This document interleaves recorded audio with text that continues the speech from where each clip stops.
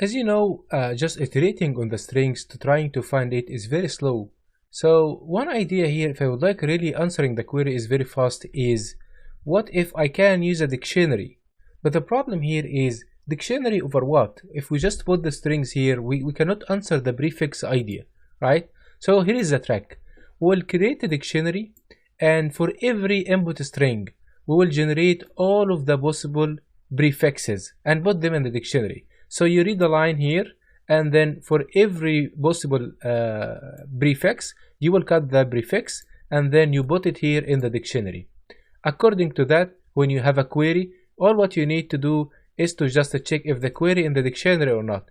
If the query in the dictionary, then you have to get the dictionary items. As you see now, the answering the queries become very direct, like you can say even O1 or something close to that. Maybe the drawback of this problem is memory wise, we created too much items and put them in the dictionary. However, this is still a good solution.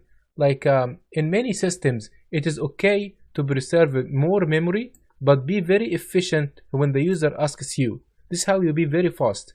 The other solution, by just iterating string by string over the input, you are just taking a long time. That's all.